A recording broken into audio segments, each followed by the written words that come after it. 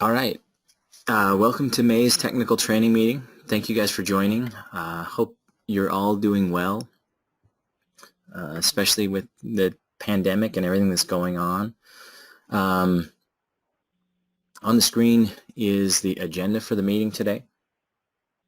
If you're unable to see the screen, let me know.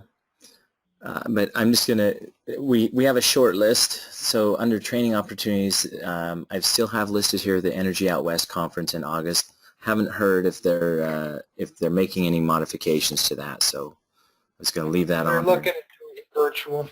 Yeah, we'll let you know what we hear if they make any changes to that. And then I left this one on there as well. There's this WAP admin training. This is that stuff that they did at the national level. It's wap.litmos.com, and this is actually listed in. We put together a list of a whole bunch of online trainings that we've kind of reviewed and then pre-approved, and this is on that list. So there's a bunch of other trainings there as well, and I'm going to talk about that under this next bullet, which is the log a training process. But are there any other trainings out there that aren't on one of those lists that people have feel like that this group should be aware of that might be coming up?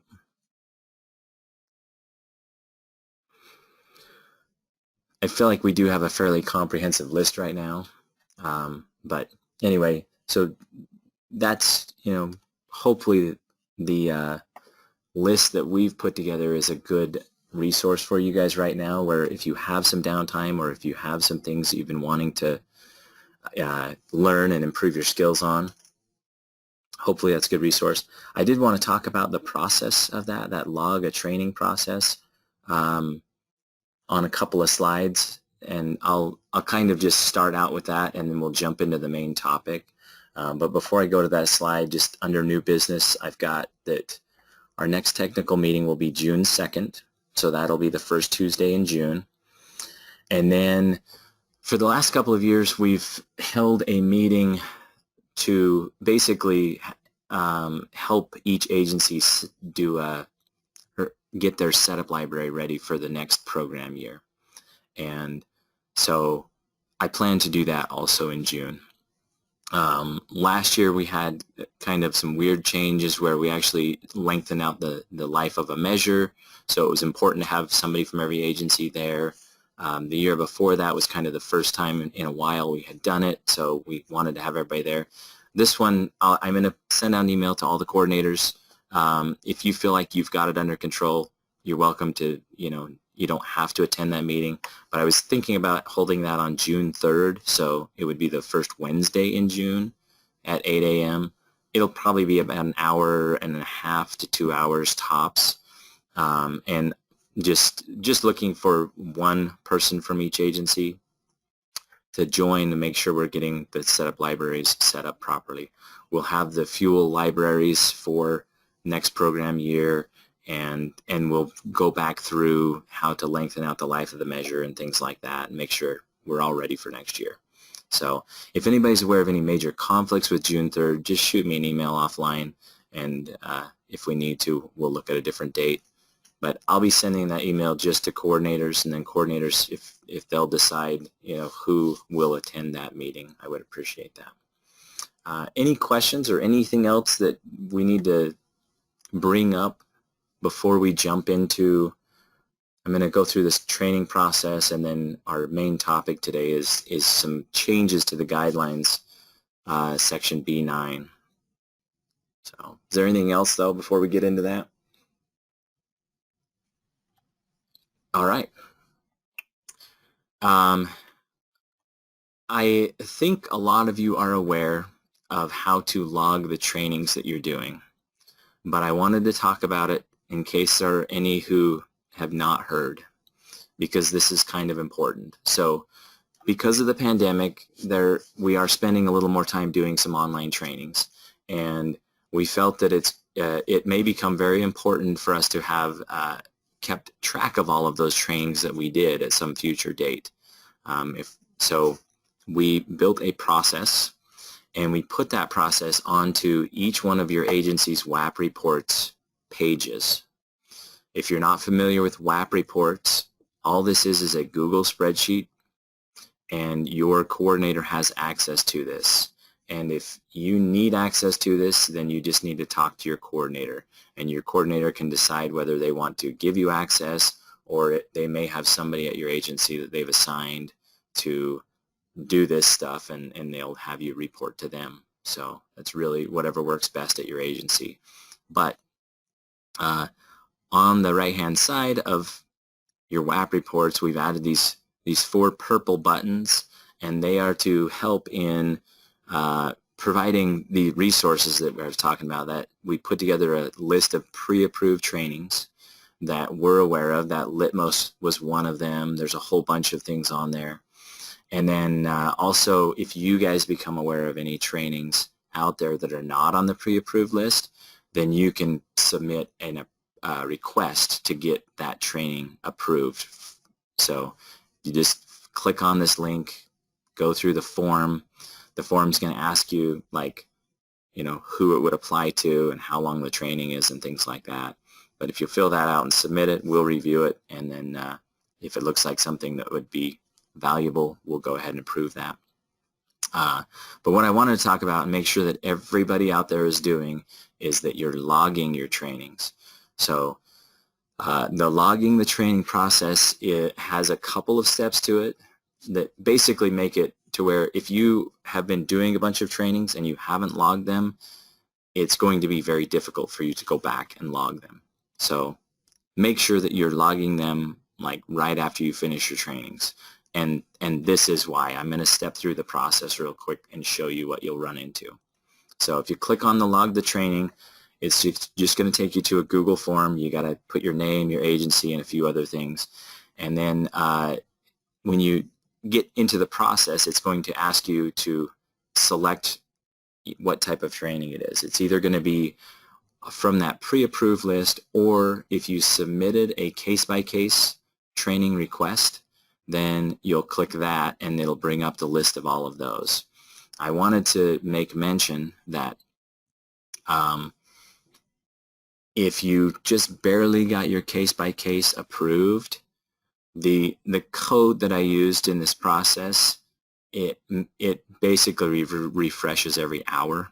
So if you just barely got your case-by-case approved and you're trying to log it, you might have to wait an hour or so before it'll actually show up on that list. So that's just a little nuance of the process that everybody should be aware of. But yeah, so if you've selected a case-by-case, it may take an hour to show up. The other thing is that there's a note about it right here at the top of this section of the form that just says the training must be approved for your agency. So if your agency has submitted a case-by-case for something, then we are approving that for your agency. We're not necessarily approving it for the whole program. If we do get any of those where we may decide to approve it for the whole program, we'll put it onto that pre-approved list. But when you're selecting from the case-by-case, you need to make sure that you're selecting the one that has your agency listed. And if you're not seeing it there, then you may need to send a request in for that. So be aware of that. But this next screen is why it could be difficult for you to go back and try and log in all of your previous trainings. As part of this logging a training, you need to actually submit or attach a copy of your certificate of completion or your certificate of attendance. Now, every one of these trainings may not actually issue an official certificate of completion. If it does not, then you need to be capturing some sort of a screenshot that shows that you actually took the training, and that's why it may be difficult to reproduce. So make sure that you're capturing those screenshots and that you are just logging them as soon after you've completed the training as you can. That way you won't fall behind. You'll be able to stay on top of things. If you have any questions about how to do any of this, I'm going to back up a slide or two here. Right on the WAP reports, I've added a couple of videos. So like, here's a video called Attaching a Certificate of Completion. would show you step by step how to take a screenshot and turn it into something you could attach. And all of the other steps in the process. I hope we have like an explainer video here for all of that. So that is logging your trainings. Make sure that each of you, and this is you're going to be logging them in on an individual basis. It's not something that can be done like on a group basis or anything like that. And then the last step is that you're just going to do a quick evaluation of the training, whether it was worth your time, whether you recommend it to others or whatnot. And that's it. So, and then the nice thing is once you're done, then there's a report of all of the trainings that you have logged, and here's an example of what that would look like. So it just lists out all the information that you submitted, and that way you know what you've sent in. You've got a record of it right in that WAP reports database or spreadsheet. So any questions on logging the trainings or concerns about that?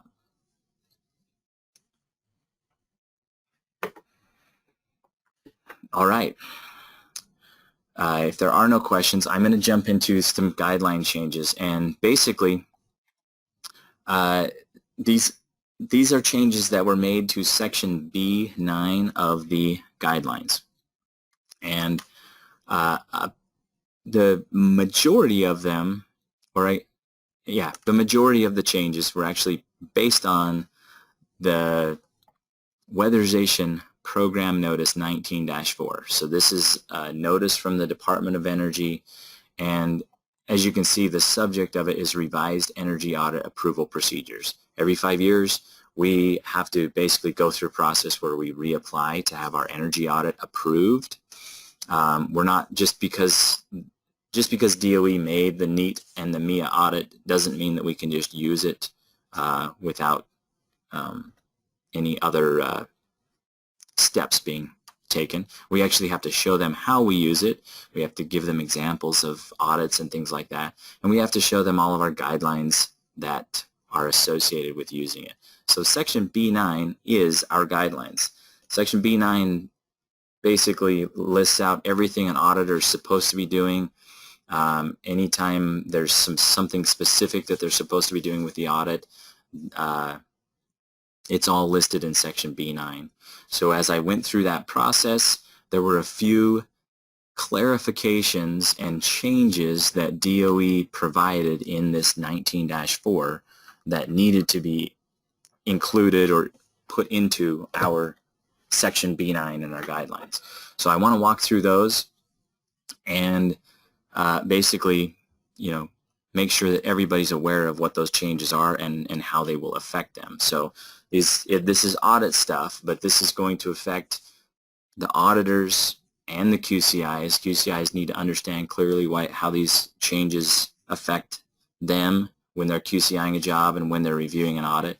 And then this also will have some impact on those guys that are installing the measures. And if you like to understand why the measures are being called for in a certain way, this will be a good refresher. So this is some changes that we made to the guidelines. Every time we make changes to the guidelines, we actually log them. We keep track of all of the changes so that if we ever have to go back and look at our history, we have a good written history of it. And if you ever want to access that, all you have to do is go to our resources page. And the first thing on our resources page is the links to the program guidelines. I hope most of you are familiar with that. Well, if you'll look down at the next section under public hearing, there's a link to the Utah WAP change log. So if you ever want to look at the changes that have been made, you can click on that change log and check them out. All of the changes that we're talking about today are all listed under change number 2020-002. So if you go to that change log and you find that number on the left-hand side, then you'll see a description of all of these changes. Now, because these changes, there was a bunch of them, the description actually just has a link to a document. And so if you copy that URL and paste it, it should allow you to download this PDF, and it's just a red line document of all the changes that were made. And on the change log, there's a summary of all of these changes that were made, basically saying they were all done for 19-4 and to align with the BPI 1200 standard and to make a few other updates. So anyway, so if you're wanting to follow along on any of the stuff that I'm going through today, feel free to click through the change log and download a copy of this redlined document.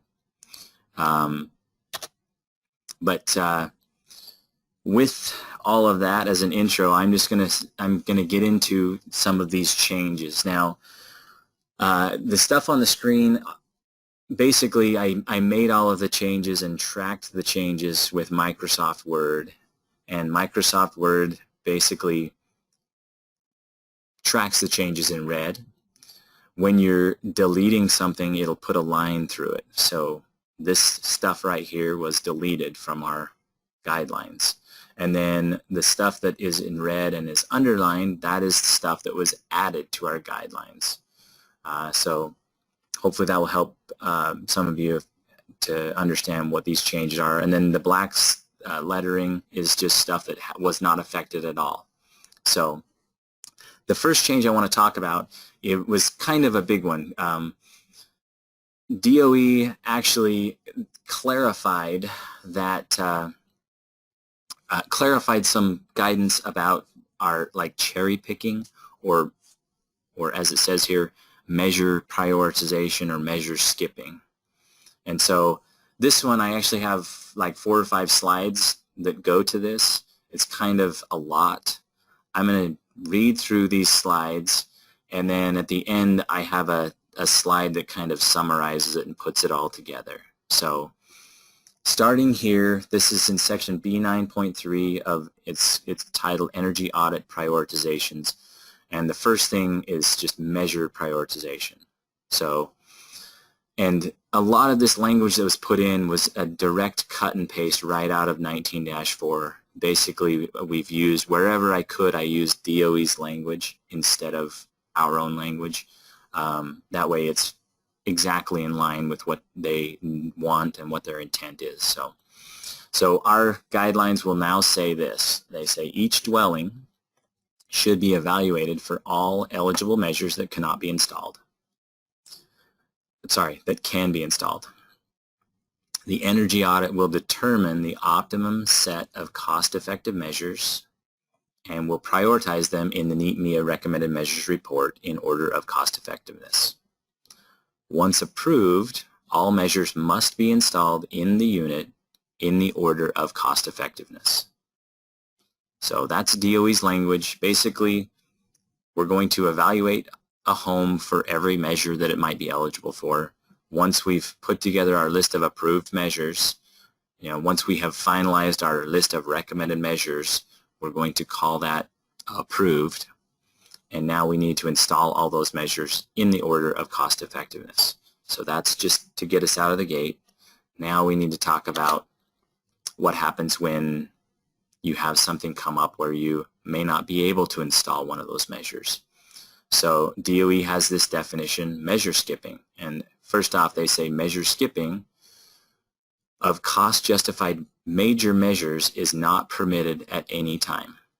So if it is what they're calling a major measure, then you cannot skip it.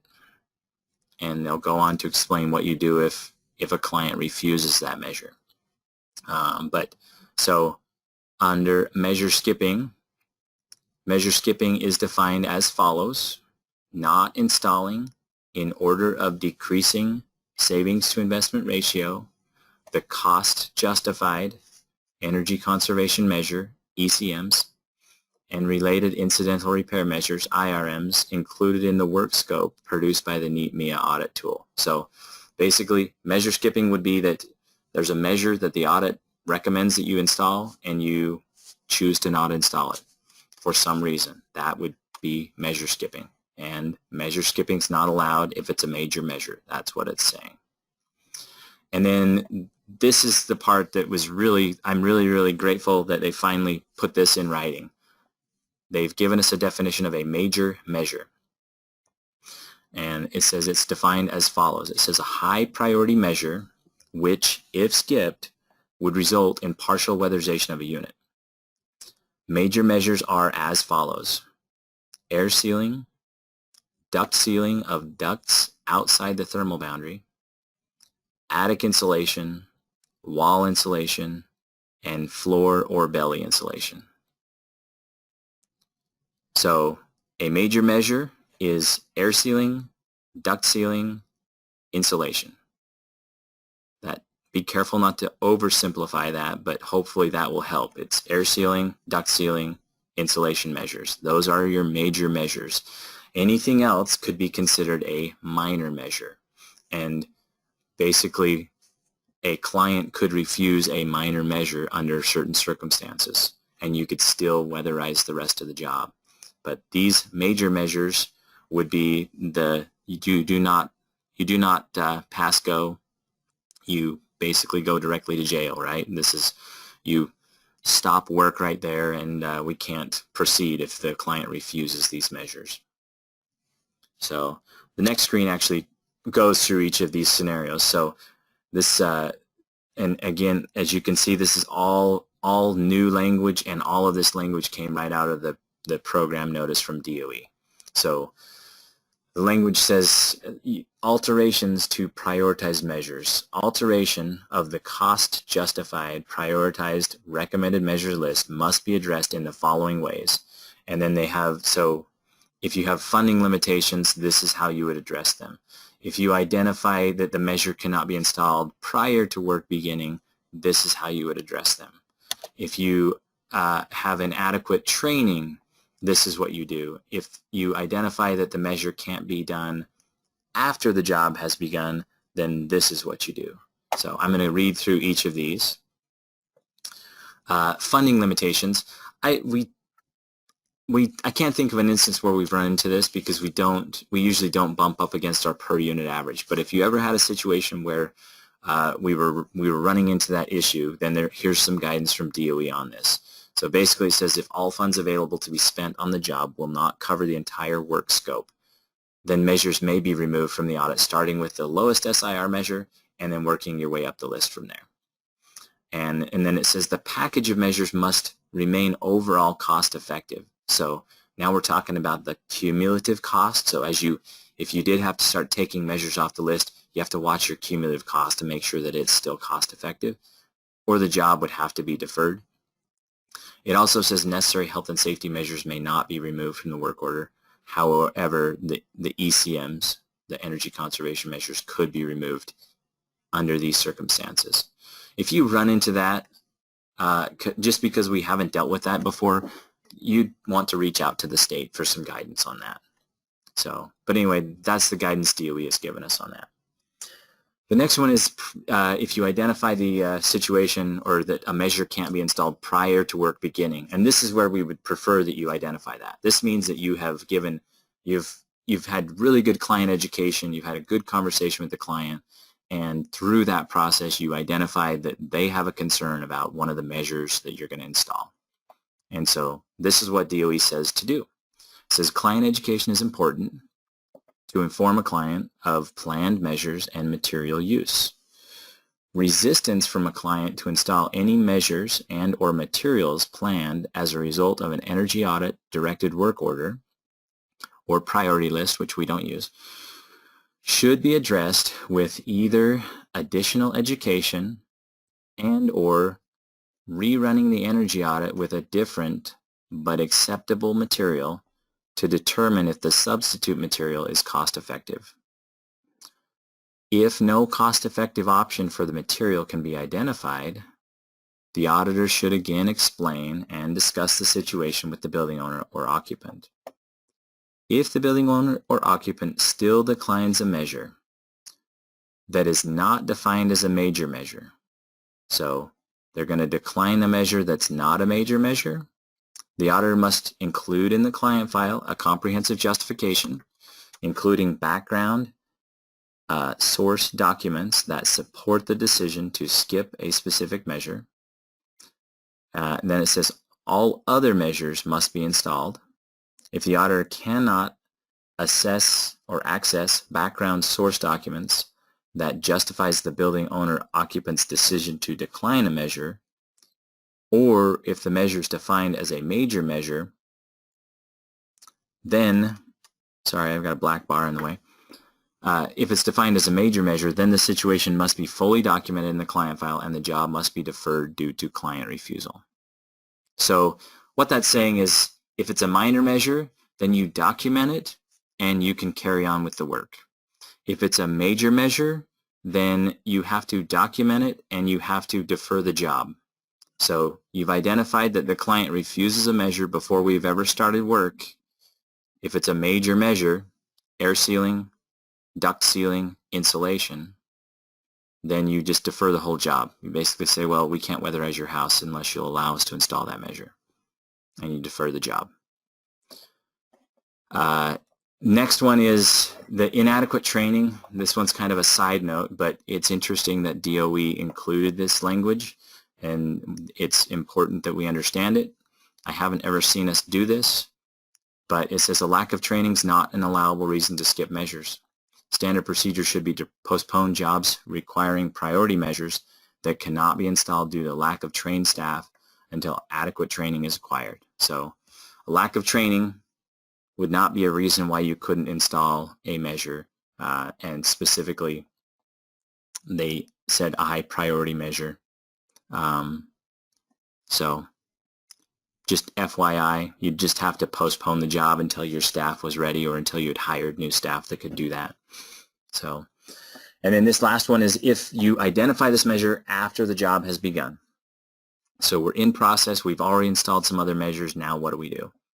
So due to scheduling, measures are sometimes installed with a lower priority first. This is interesting that DOE has finally acknowledged this in writing. They are aware of how the sausage gets made, but they don't remove the burden of risk from you guys. They're aware that sometimes it makes sense to install things not in the exact priority order, but when you do that, you have to be aware that you're taking upon your agency some risk. But also by acknowledging this, it's nice that they've acknowledged it and they've actually given us some guidance as to how to deal with it. So due to scheduling, measures are sometimes installed with a lower priority first. If during the installation process, a client declines a higher priority measure, work must stop at the time the client declined the higher priority measure.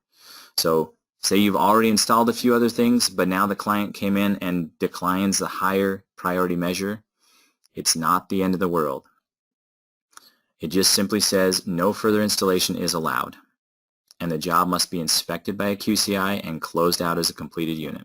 So whether you've installed a few of those measures that were lower priorities or not, basically at the point at which a client refuses a major measure, air sealing, duct sealing, insulation, and if you cannot educate them and find a solution, then you stop working and you QCI the job and you close it out as a completed unit. And then DOE goes on to say this should be clearly explained in the client file documentation. It's recommended that agencies include a statement for client signature that states the client is aware and accept all WAP rules, including the specific services and measures determined by an energy audit. So good, clear guidance, I feel like, there. Now,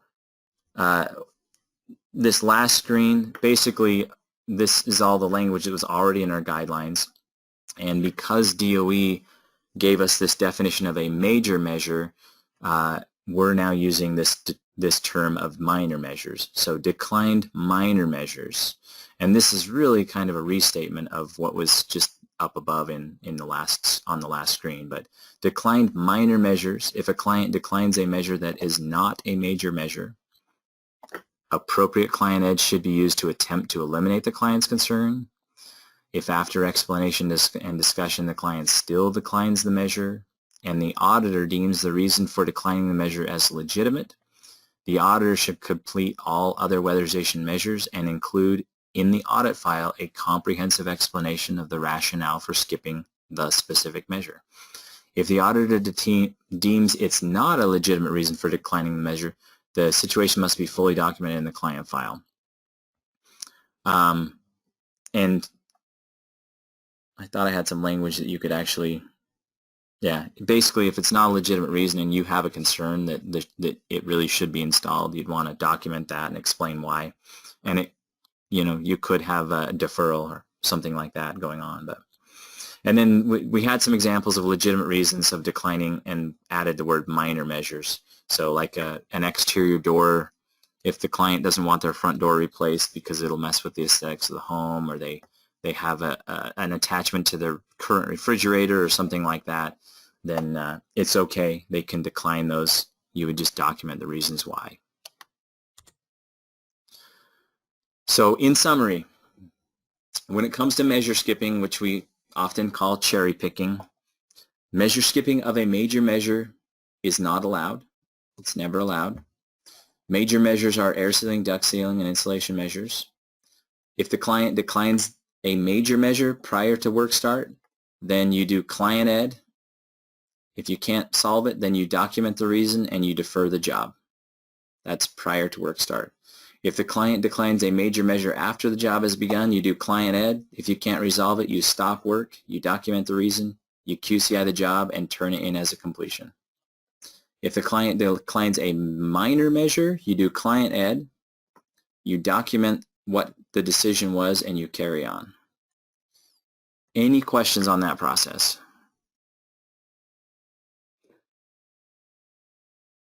Hey, Matt. Go ahead. Just to clarify, that's not a full completion, it's partial completion, right? So it won't actually count for your numbers. My understanding is we're turning that in as a completion. And when we turned in partial completions, they did not count. So if we are turning it in as a completion, then it would count. Sounds good. So be careful with that. I would never want to come across a situation where it looked like the agency didn't do enough client ed and didn't try hard enough just simply because they wanted to finish the job and get a quick completion. But yeah, from my reading of it, it looks like DOE is asking us to do that. I suppose if that is not their intent, we would find out the first time we go through that process. So, any other questions? So, Matt, with that, so our auditor goes into a house, we find wall insulation in the basement, and during that he's going to be doing, but client has their whole, it's an elderly lady that has her whole canned food on that whole basement wall, and the church was going to come move it for her, but they never got around to it by the time we got there. That's now a major measure that, we can't spend the time to move her whole food stock. It's a deferral. Yeah, so if you identified that situation before we start the work, then you would defer the job until that stuff can be moved. If you identify it during the process, then we didn't do a very good job. But yeah. So to start eating. Yeah. Start at this end and just start eating.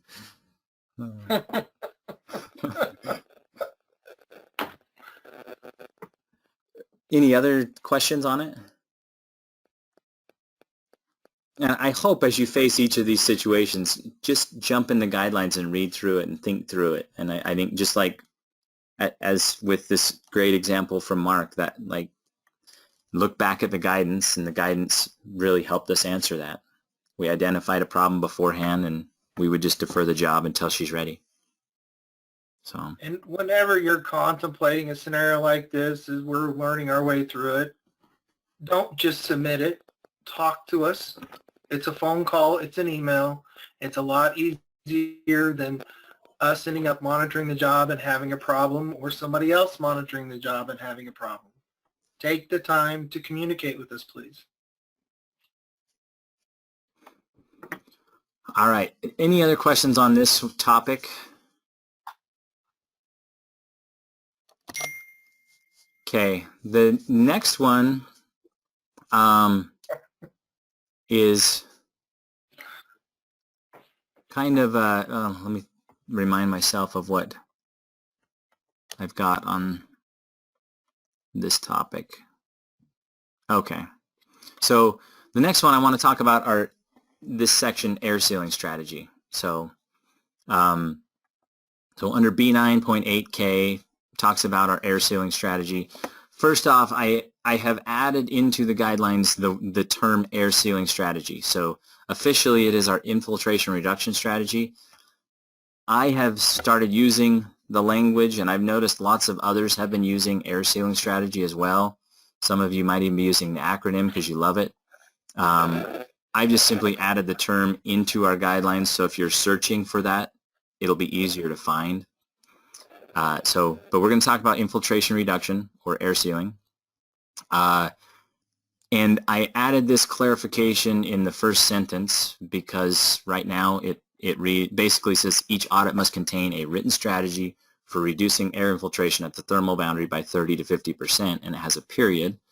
And as I reread that, realized probably needed to point to somewhere else in the guidelines, so I just added per the anticipated reduction listed in B9 4D, which there it describes when you would shoot for 30% versus 50%. So I added that, but in this same section, there's some language that came from DOE that is kind of a interesting change that we need to talk about. So still in that section, just a clarification, instead of it saying air sealing opportunities should be prioritized, it now will say prioritize air sealing opportunities in the following order, making it just stronger language. We are using this prioritization when we're doing our air sealing strategies. And then just a little clarification here, it's the highest priority. Duct leakage should be the highest priority in your air sealing strategy, and then a reference update. But down here, this is the meat in the sandwich that we need to talk about. So number 4 says use the audit tool to determine the total budget for infiltration reduction by adjusting the cost of the measure to get it to an SIR of 1. So hopefully if you're an auditor, you understand what that means. You're running the audit to see how much infiltration reduction, how big your budget can be, and then you actually go and adjust your budget till you get an SIR of 1. Per Weatherization Program Notice 19-4, air sealing may have an SIR less than 1 if the cumulative SIR of the package of measures is equal to or greater than 1. And then it says see section B9.5C, incidental repair measures, for explanation and examples of the cumulative SIR.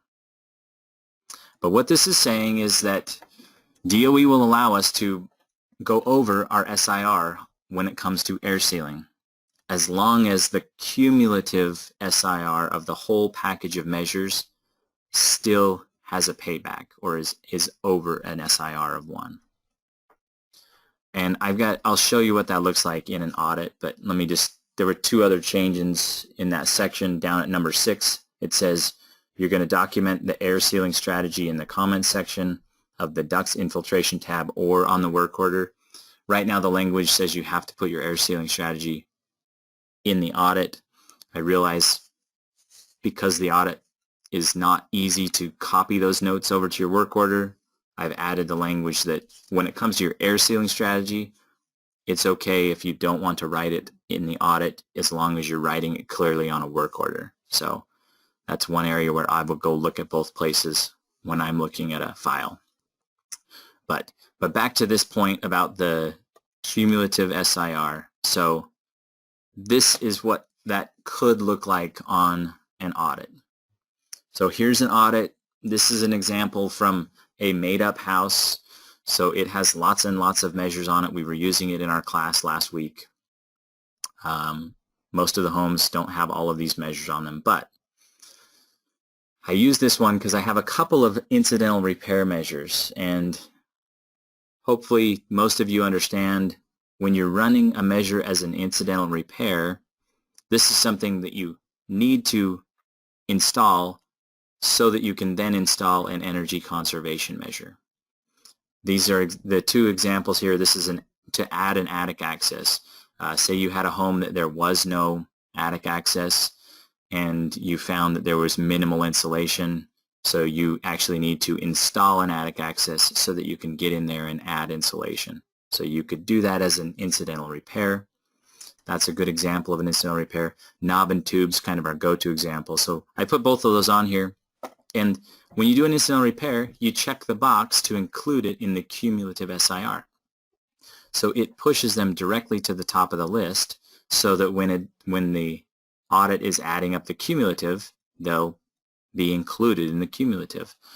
Well, the audit also pushes your infiltration reduction measure to the top of the list automatically, no matter what the SIR is. You'll notice that after that, it puts the SIR in order of highest to lowest, but it'll always push your incidental repairs and your infiltration reduction and your duct sealing measures right to the top of the list. And so this guidance from DOE works perfectly with the NEAT audit. No matter what the SIR is, this is an example of one that the SIR is below a 1, it'll still be up at the top of the list, and it still includes it into the cumulative cost. So basically, you can have a situation where if there are good air sealing opportunities and you, in order to address them, you end up spending more than your budget to, more than your SIR of 1. In this case, looks like we could have spent $200 and that would have given us an SIR of 1, but we spent $400. So our SIR is down to a 0.5. As long as the cumulative of the whole package of measures, so this right-hand column calculates just kind of a running total of what the combined SIR would be until you get down to the very last energy conservation measure in the list. And you can typically identify that by the cumulative goes to zeros right after that. But you always want to do a little bit more checking. Basically, you want to look at the next measure down and say, is this an energy conservation measure or not? In this case, we've identified this as a CRM, so a crisis measure. So we're doing something under the crisis program here. And it may or may not have a measure SIR, but you don't want to look at that. You just want to look at the cumulative. So we can see, and I've kind of put this purple line here to show that everything between these two lines, those are all your energy conservation measures. And the software is adding up the cumulative savings from all of them. And it says that the cumulative of this whole package of measures is a 2.1. As long as that is above a 1, then you could have your infiltration reduction measure lower than a 0.5. Be careful on this. It does not say anything about your duct sealing measure. They did not give us this leeway on duct sealing. They only gave it to us on infiltration reduction. But I've put that language into the guidelines, and that will become effective on July 1st. If you do not clearly understand how to do this, don't do it without help. If you need me to help you walk you through that a few times, give me a call when you run into this. And then this should not become the norm. This should just be when there is a legitimate opportunity to do some good air sealing and you need to exceed your budget, it's okay. Go ahead and do it. This is how you would do it. Questions, concerns on this one? So is it effective now or not till July 1st? It will be effective July 1st. Right now, the language is not in there. I suppose if you ran into a problem, we could talk since the program notice 19-4 was effective a year ago. We might have a little leeway, but but this language isn't going to be in our guidelines, and won't, our guidelines, the effective date on them will be July 1. So, other questions or thoughts or anything on that?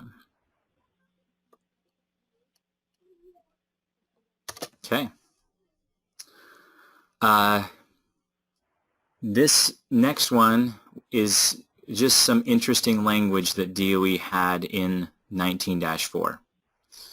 So when we're talking about incidental repair measures, their language is this in red. It says justification for the cost of each incidental repair and the reason it is necessary for the effective performance or preservation of an ECM must be documented in the audit file with photos and a written explanation.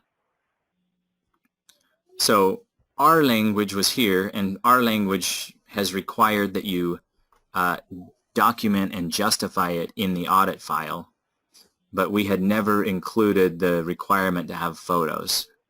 DOE is specifically asking for photos and a written explanation. So really nothing changes here other than you got to make sure that if you are going to be addressing something as an incidental repair, that you'll have photos of what's going on in the file.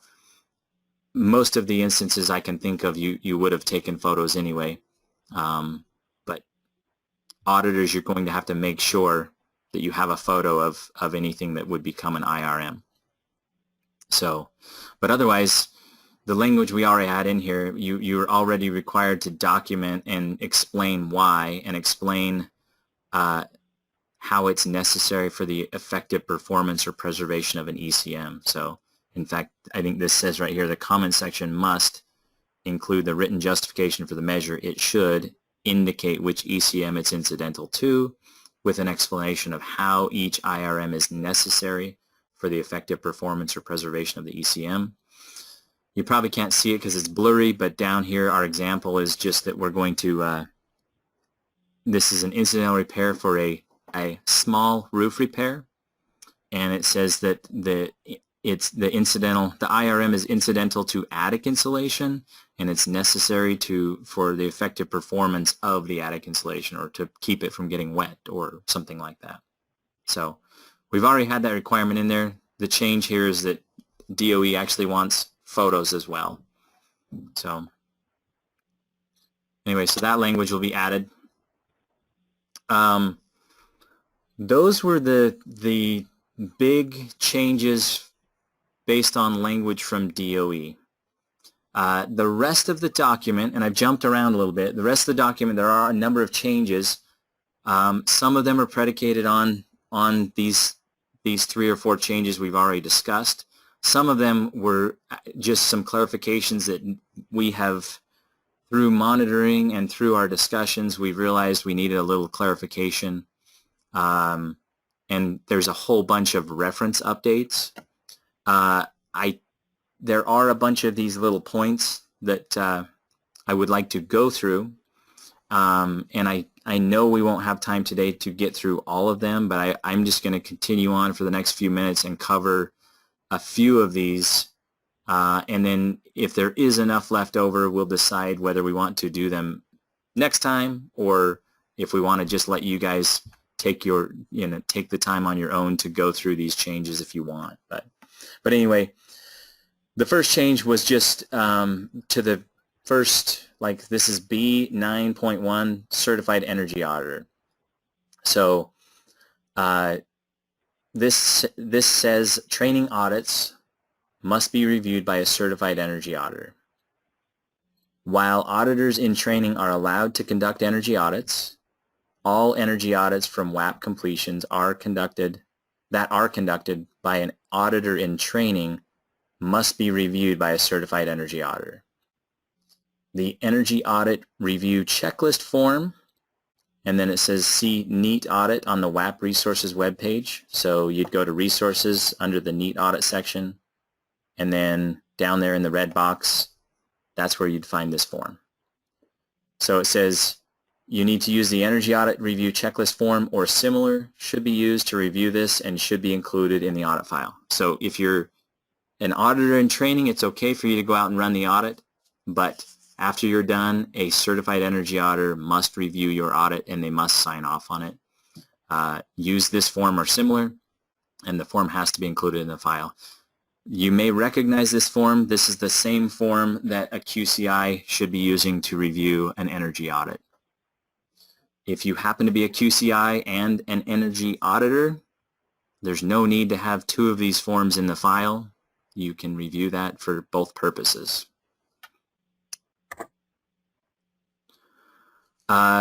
This is a change that I've put in there because we've run into a few issues with deciding between the NEAT and the MIA when it comes to mobile homes. So basically, so this section says that either the NEAT or the MIA audit can be used for factory-built homes where the building envelope has been altered with light conventional framing, factory-built homes installed on site-built basements or crawl spaces, and modular homes. And then the key to this exception is the inclusion of the site-built conditioned space. That's where our policy has stood for a while, and this is what I've added, or a site-built basement or crawl to the factory-built home.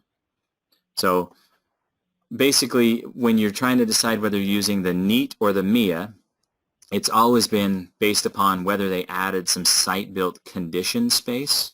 So if they added a little room on the back and they're conditioning it, then you'd go ahead and use the NEAT audit because it'll help you evaluate the home better. Well, what we've run into is if you have a completely factory-built home and then they set it on a crawl space, we found a few homes where they sent that out from the factory without insulating the floor. Or the floor insulation has fallen down and is in a state where you either need to fix the floor, or it would be nice if we could evaluate to see if we could just seal and insulate the crawl space. The problem is the MIA does not give you that option. So in order to give you the option of insulating the crawl space or basement walls underneath a factory-built home, I've made that adjustment. And then, as always, auditors should select the audit tool which will provide the best opportunity to maximize energy savings of these irregularly combined construction types. So anytime you run into a trouse, you want to pick the audit that will give you the best opportunity to maximize energy savings. That's typically going to be the NEAT audit. So if it's a mobile home trailer with skirting, you're going to use the MIA. If it's something like this, you can now use the NEAT if you need to evaluate to insulate that crawl space. So, questions on that one? I'm not sure if I did a good job explaining it. Okay.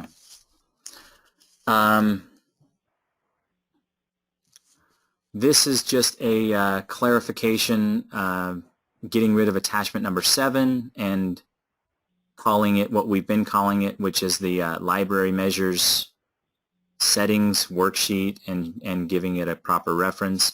And then also just noting that it includes our setup library measures can be found on our resources page, and it includes the adjustment to make some of those a 30-year measure life. If you go there right now, you won't find this. We need to update the form or the link from the library measures. But if you are looking for that document, the new one that will be effective July 1st should be up there, hopefully within the month or so. But yeah, just a couple of clarifications there. Nothing huge. This one was basically that it used to say agencies are required to use a change log, and a current copy of the change log had to be kept at the agency. Since we've moved it to the WAP reports, just changed the language to say that agencies should be using the library change log that's on their WAP reports. Under fuel switching, there was just a clarification of the language, and then also just a reminder or a clarification that if you are doing fuel switching, well, let me explain, I guess, this sentence here. So when you're doing fuel switching, you're doing that as either typically as a crisis, basically. So you're not doing it under weatherization, or you could do it as a non-audited measure in some instances. But either way, the energy audit is not set up to evaluate for fuel switching because DOE is energy neutral. So we never do fuel switching with DOE's money. And their audit's not set up to really do it. But if we're doing fuel switching, the rule is that when you're weatherizing the house also, the heating tab needs to represent whatever the heating system is going to be post-weatherization. So if I was going to switch from electric to natural gas, then I need to make sure and tell the audit that when we're done, this house will have a natural gas furnace in it. But you're also supposed to be documenting what the existing equipment is in the home. In order to tell the audit what's going to be in there afterwards and that it's going to be a natural gas furnace, it doesn't let you do both. If I selected electricity for the, if I had a electric forced air furnace, and I select electricity here and I'm putting in, you know, what's in the house prior to weatherization, well, when I get over here to document what the replacement system is, it only lets me choose from other electric heating sources. So in this case, it basically, the language said that since the NEAT MIA audit is not designed to evaluate for some equipment and fuel conversions, auditors may have to select the new equipment or fuel source on the heating tab and make up the inputs. I just clarified and put and use false inputs for the existing equipment as a workaround. And then added this note, whenever this is done, an explanation must be included in the comments section of the appropriate heating or cooling or water heater tab. And then I gave an example here at the bottom of the screen. This is what that would look like. If you did this, you'd basically select natural gas, you'd put in some inputs here, even though they're not the representative of what was actually in the home at the audit. It'll now allows you to say that you're going to replace it with a high efficiency natural gas furnace, and the comments say original equipment was electric forced air furnace, replaced under crisis program, see fuel conversion calculator. So that's what you would do. That's all this language is saying. So, all right. There are a handful of other things, little changes. And we can just decide offline if we want to cover this in the next training or if I want to put them out in a short list of things or something. But we'll go ahead and end today's training right there. Does anybody have any questions or comments about this or anything else before we end? All right. You have gotten the meat of the changes in B9. I appreciate your attention and your time. Hope you guys have a great day. The rest of this is the stuff we didn't cover in today's meeting. Figured we'll just go ahead and cover it now. You guys can watch it whenever it's convenient for you. So this slide, really there's only one change in here, but under the section of things that an energy auditor is supposed to do while they're on site, there's a number of tests like a combustion analysis test, gas leak testing. Right now our guidelines had this part as a best practice, and basically we've just deleted that. It's no longer a best practice. It is a required test that you do duct leakage to the outside testing when it's applicable. So that's really been the case for a while. It was just a matter of deleting it from the guidelines. Under photo documentation, this one's kind of interesting because DOE actually requires specific photo documentation. I probably should have covered this earlier in the training today because this does come right out of the 19-4. But right now, our guidelines just have this one sentence that photographs of pre-weatherization conditions of each dwelling should be taken. I have added in the requirements of DOE and then also just added some clarification on some other things that we would like in each photo file. So now it says these photos should include at a minimum photos of all four sides of the exterior of the home, all combustion appliances, their venting systems and nameplates, all electric appliances to be evaluated, any visible deficiencies in the thermal and air barriers, and etc. So just a clarification there. Most auditors are already doing all of that. On lead testing, this one was really an update based on some guidance out of the lead inspection course. I took some language out of the EPA's lead inspection requirements book that is used in that course, and then also from the RRP rules, and really put it in here based on a few issues that we've seen come up in monitoring lately. So this part's just an update that instead of the attachment 28, it's called A08 lead inspection report. And so this is saying that you're going to use the A08 lead inspection report and the XRF software report. Those two documents combined make up your lead report. It says the inspection report and XRF results should be included in the audit file, and the client shall be informed of the testing and the results. See Health and Safety Section E715 on lead-based paint testing. And then this part was all added to clarify what is required in a lead test. So lead testing results must include the client's name, the lead inspector's name and the date of the test, pre- and post-calibration tests. Readings not accompanied by successful calibration checks at the beginning and end of the testing period are unreliable. Lead test results from every painted surface with a different painting history that will be disturbed during the weatherization process. So all those things need to be added or included. Also, number 5, lead test results for each paint profile on the interior and exterior surfaces of every window and every door that will be disturbed. If lead paint is found on one window, you can assume other windows with the same paint history also have lead. If no lead is found on one window, you cannot assume that all other windows are lead-free. You must show at least one window has lead and conduct RRP work on all the windows to be replaced with the same paint history, or provide lead tests for every window to be replaced. This is also the same for doors, so this applies for doors as well. But basically, you're going to either lead test every single window and every single door, the interior and the exterior painting surfaces, and do RRP on those where you find lead, or if you test to the point where you find lead on one of them, you can go ahead and do RRP work on all of them with the same painting history. What you really should not do, because it would be wasteful, is you would never just go to a house and say, well, we're not even going to bother lead testing, we're just going to go ahead and do RRP work. You should be testing to at least show that there was lead on something, and that's why we went to the expense of doing the RRP work.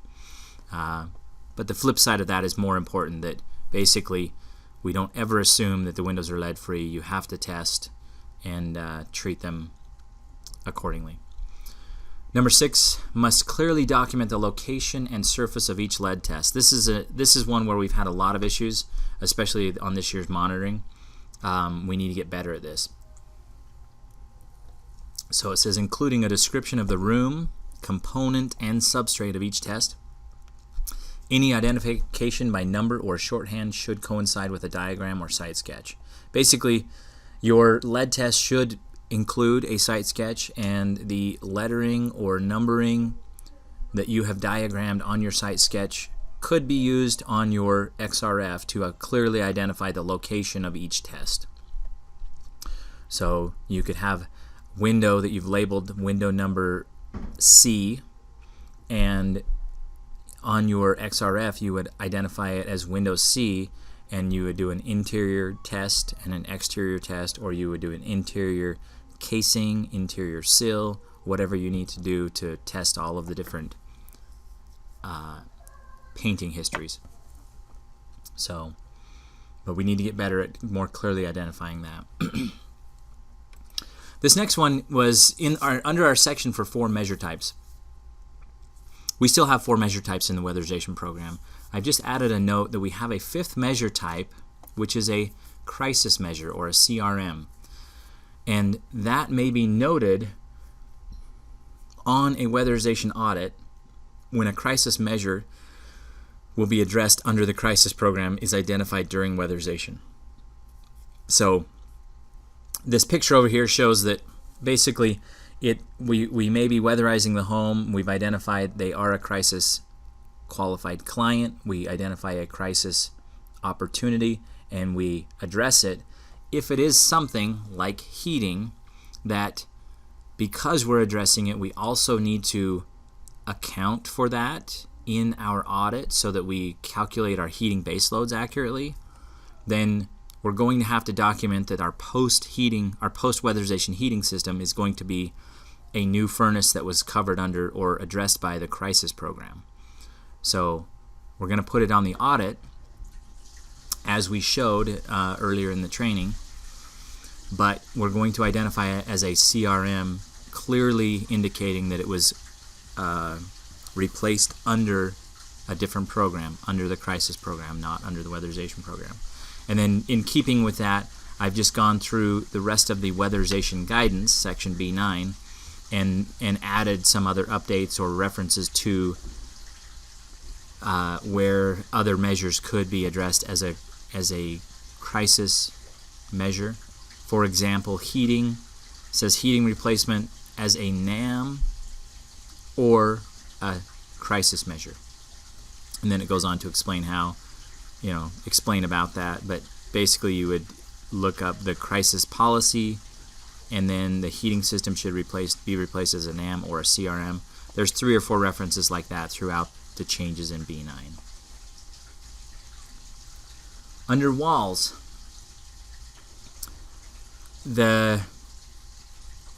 if a cavity of wall is already filled with insulation and it's not feasible to install additional insulation, auditors can select none for the added insulation type, and the guidelines used to say and should note the condition in the comment section. I've crossed that part out just simply because if you've filled out the wall section properly, you've identified that the wall is made up of 2x3s or 2x4s or 2x6s, so we know how deep the cavity is. And you've identified any pre-existing insulation. So if I saw that the wall cavity was a 2x4 and the pre-existing insulation was an R13, there really is no reason to explain why you selected none. So in most cases, the tab is going to have already documented why you selected none, so I just got rid of the requirement to add additional comments about why you selected none. Under windows, this one is kind of a substantive change, and this one's still pending our review from DOE. DOE is in the middle of our review. I suspect they won't have any issues with this, but if they do, I will let you know. But effective July 1, pending our approval from DOE, I've basically turned off the measure to weatherize windows because it creates a conflict between evaluating to replace the window or weatherize the window. And we can address any air sealing opportunities or window weatherization opportunities under our air sealing strategy. So I actually, let me click forward to the next slide and talk about the conflict that is created. So right now in the audit, when you select to evaluate all on a window, it's doing 2 things. It's evaluating to see whether or not it's cost effective to weatherize the window, and it's also evaluating to see if it's cost effective to replace the window as a low E window.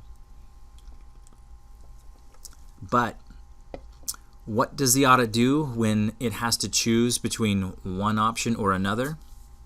Well, by federal statute, it's required to pick the measure with the highest SIR. So in this example, and it doesn't always work out this way, I've just set this example up so that you could see why it could be bad. In this example, the cost to weatherize a window is $50. The measure life is 10 years. And let's just say that weatherizing this window is estimated to save the client $10 a year. So if the measure life is 10 years and it's going to save the client $10 each year, then the total savings to the client is $100. Now to calculate the savings to investment ratio, you just simply put the savings over or divided by the investment. So the savings would be $100 divided by the investment of $50, and that gives us an SIR of 2. if the audit was looking at either weatherizing this window based on this savings or replacing the window with a low E window, let's say that our low E window would cost $250. Windows have a measure life of 20 years. If replacing this window saved the client $20 a year, then over the life of the window, it would save the client a total of $400. So which one's better? Is it better to save the client $100 or $400? My philosophy is it's better to save the client $400, and that's kind of why I don't really like this scenario. Anytime the weatherizing the window has a higher SIR, it takes away our opportunity of replacing the window and saving the client more money. But again, if you take this savings, $400 divided by the investment of $250, that gives us an SIR of 1.6. So in this scenario, the audit would tell us to weatherize the window instead of replacing the window. This doesn't happen a ton, but it does happen from time to time. And again, by basically saying that we don't evaluate to weatherize the window in our program, we're going to make that measure inactive. Now it will no longer cause this dilemma, and you'll simply just address any window leakage under your air sealing strategy.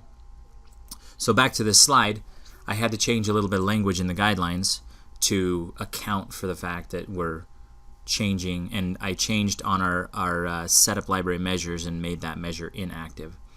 So now our guidelines will read that each window should be set to evaluate all. When you're evaluating window, you're going to click evaluate all to ensure the window is evaluated for, I crossed out the weatherization part of it, and now it just says replacement with a low E window unless excluded in bullets 3 or 4 below. And then 3 just says all windows on the thermal boundary must be evaluated in a bedroom unless it doesn't meet egress, or if they are double pane low E windows in excellent condition. So if they are double paned low E windows in excellent condition, then you don't need to be evaluating to replace them, and that's when you can just say none. And then just this next section, I had to cross out some language in this section and the next one because we've turned that measure off. So now it will just say any window air sealing opportunities should be addressed and prioritized under the air sealing strategy. So if you've got questions on that one, reach out to me. And again, that one will not become effective until July 1. So if DOE is okay with that, if they give us the green light on our audit, then when we meet in July or June and do our setup library settings, we will set everything up for that. If they don't, then I will have to fix this language and keep things as they are. Basement doors. So basement doors, actually, I just realized that we have this very specific way to enter basement windows, and everything we do also applies to basement doors. So I added some language in the basement window section and in the door section to clarify that. So in basement windows, if you're going to add basement windows, you're going to create a wall for basement windows, and then I added the word and doors, because every basement window and every basement door that's on that part of the thermal boundary should be evaluated in this way. And so it says to evaluate, auditor should create an additional wall with a surface area 2 to 5 feet larger than the total surface area of all basement windows and doors on the thermal boundary. And then under the door section, it just simply says basement doors should be evaluated like basement windows. See B9 8DV basement windows.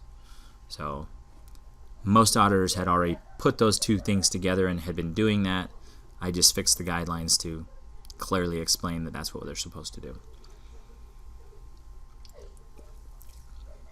This next section is emergency escape or egress. And this was one where I've just made a couple of changes here to use the terminology that is currently used in the building code. We commonly refer to this as egress. The correct term in the building code is actually emergency escape and rescue openings. And then I've put egress or left egress in there because I know that's a terminology we will continue to use. So you'll be able to find it when you're searching. But it's actually emergency escape and rescue openings. So, and then this next part is to clarify we've had a few discussions about this over the last few months. This is to clarify where we landed on that. So it says when none of the windows in a bedroom meets the emergency escape and rescue opening requirements of the current building code, the windows in that room cannot be replaced by weatherization, period. So there are differing opinions about this. This is where our program is at right now. If they don't meet egress, you cannot replace them under weatherization. And it says auditors should select to evaluate none and document in the comment field that the windows in that room did not meet egress. That's all you've got to do there. Okay, attics. I added this in because it was something that has kind of been lost over time. In fact, one of the last times we did some testing about calculating the area-weighted R value, I found there was a lot of people that didn't know how to do this at all. But if there are large sections of an attic, and this is a number we literally pulled out of the air, just greater than 30 square feet, but just to kind of scope that for you, the size of a front door is 20 square feet. So if you have a section that's a little bigger than a front door or larger, where the insulation type or the average depth differs substantially from another, then the area-weighted R value of the attic should be used, or each section should be entered into the audit as a separate attic. So you're either going to do an area-weighted average of the whole attic, and you're going to evaluate the attic using that area-weighted R value, or you would break the attic up into separate sections and evaluate each one of them. If you are breaking it into separate sections, that should be clearly diagrammed on your site sketch so that we know what sections we're talking about. And you should pick whichever one is going to be the most beneficial to the client. If you're finding that the area-weighted R value is not allowing you to address those things, then try the other method. But what I've found is actually if you'll do the area-weighted R value, it gives you exactly what you need, and it's actually easier to put on the audit. So, but give that a try. I've just added that language so that you know that that is a tool that you can and should be using. Under EC motors, or electronically commutated motors, the acronym for an electronically commutated motor happens to be ECM, which is also an energy conservation measure. We use that acronym. And so we've been careful to call them ECM motors for a while, but really the terminology should be EC motors. So I've just gone through the guidelines, and every instance of ECM motors I've changed to EC motors. So if you look through the red line document, you'll see a bunch of those. And just know that when you're searching for them, if you hit Control F and you're trying to find stuff in the document, know that it's now EC motor. And if you're looking for instances of ECM, that this should not pop up when you're doing that kind of a search. Okay. This next section, I deleted some stuff about fireplaces basically to align our guidelines with the BPI 1200 standard. So we have a section that talks about fireplaces. If fireplace is a primary heat source, you can use this as your input ratings on your heating tab. And then there was some guidance about what to do when there's a fireplace in the home and you're trying to do a worst case CAS test. And the BPI 1200 standard, basically step number 2 says that fireplaces and wood stoves must be fully extinguished and no hot coals, and you're going to close the dampers, and that's how you deal with fireplaces. Since we have adopted that standard and that is what we're following, then these items are now moot, so I've just deleted them from the guidelines. Duct leakage testing. I've added this, that duct leakage testing shall be documented on A03 field collection forms. Duct leakage is now required, as we talked about earlier, and your testing results need to be written down somewhere. The most appropriate place for them to be written would be in your field collection forms, so it's now required to be collecting them in your field collection forms. On the screen is an example of what that could look like. This is from an audit from Mountain Lands, and this is part of their field collection form that I really, really like. I've noticed that a few other agencies have begun using their field collection forms, and they are using this section as well. You don't have to use this, but your collection should look something like this. So they clearly identified that these were pressure pan or duct leakage measurements that were taken during the audit, So pre-pressure pan, they've listed all the locations and all of the results. This part right here is not required, at least not under here, but I really, really like it because they're literally putting their post measurements right next to their pre, so you can see whether or not, or just how effective their duct sealing was. This is a fantastic way to do this. This allows the crew to quickly see how effective they were. This allows the QCI to see whether or not they were effective, so that he or she can evaluate that. It's a great way to do that. But at a minimum, your pressure pan, your pre-pressure pan readings should be in your field collection forms somewhere. And then this was just a clarification, really, so that we don't misuse a health and safety measure. The guidelines say that duct leakage in a CAS can be addressed as a health and safety measure, and then there was a period. And that doesn't mean that you could carte blanche just do any duct sealing inside of a CAS and call it health and safety. I had to clarify it. So they can be addressed as a health and safety measure when it affects the combustion and venting of combustion appliances.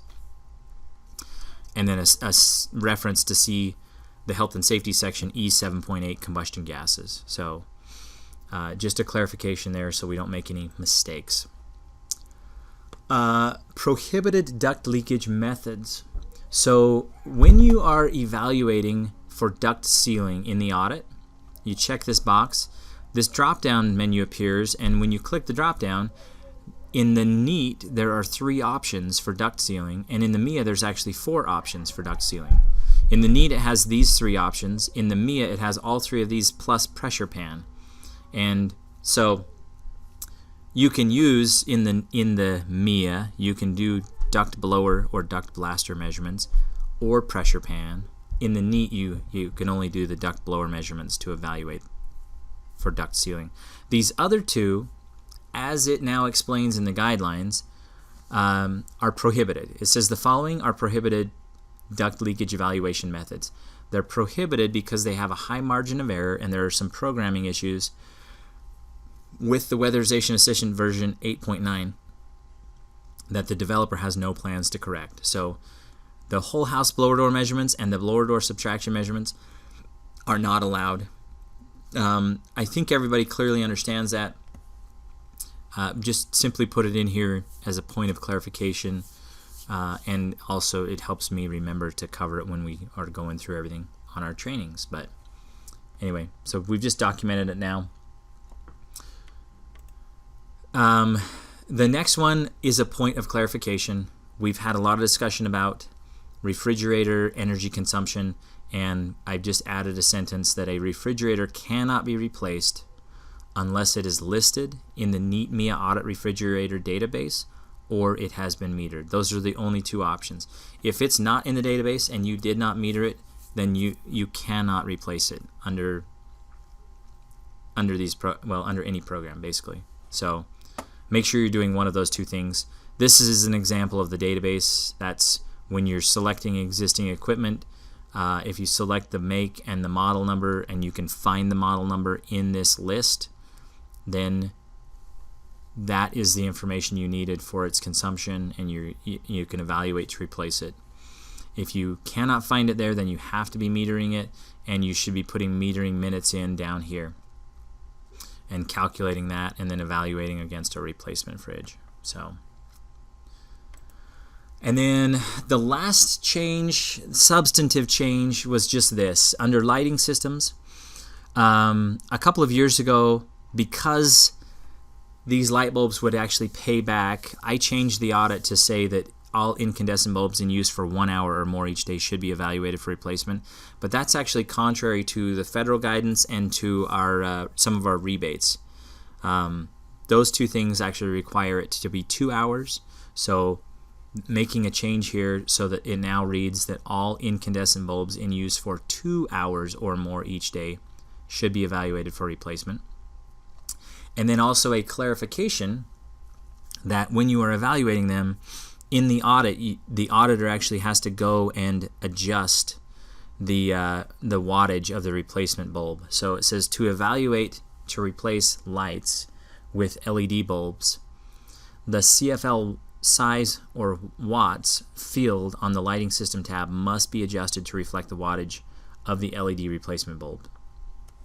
To show a quick example of that, this is just a fake audit under lighting systems. Basically, if you put in that this is going to be a 60-watt bulb and you tab out of that, it will typically update this field and it'll say that the CFL replacement size is 13 watts. Since we're not replacing bulbs with CFLs anymore, we're using LEDs, the replacement wattage is actually much lower than that. And the reason why this is important, typically this will evaluate and you'll be able to replace the light bulbs. But in order to evaluate it correctly, because in some instances your light bulbs might be a little bit expensive, you really need to adjust it to the wattage that it's going to be replaced with, so we get an accurate SIR. This will also give us a more accurate MMBTUs saved, and that is a measurement that we want to be very, very accurate on. We want to really know how much energy we're actually saving, or at least as estimated energy that we're saving there. And if we don't adjust this down, then we're shortchanging ourselves there. It would actually give you a lower MMBTU savings if you leave it. So auditors need to be keenly aware that when you're filling out this screen here, after you've put in the existing size and wattage, you've got to come up here and change this. The audit was developed to evaluate CFLs, and so it defaults to the CFL wattage. You need to change it to the wattage based on the bulb that you're replacing. All right, so that's that language. That just to clarify that you got to change it, and it needs to be something that has to be on for 2 hours or more, and that's how you're evaluating it. Is you're going to evaluate it based on use of 2 hours or more each day. The rest of the changes on the red line are really just reference updates. If you flip through them, you'll notice that we had a document called attachment number something or other, and the attachment numbers have gone by the wayside, and so we're referencing, for example, this one says fuel costs, and you would see the fuel costs on the WAP resources page. So there's a section under there called fuel costs. That's where you'll find that document going forward. ASHRAE calculator is no longer attachment 22. It's now A06 ASHRAE calculator, and you'll find it on the NEAT audit section of the WAP resources page. So really just a bunch of reference updates that you'll see. Like here's a few more examples and yet some more. But that's really it for the changes. If you're going through them and you see anything else that you have questions about, feel free to reach out to me. If you have questions on any of these things, feel free to reach out to me. For the most part, these changes are already in effect, but I feel like during this training I've specified any time that they would not take effect until July 1. So thank you so much, and have a great day.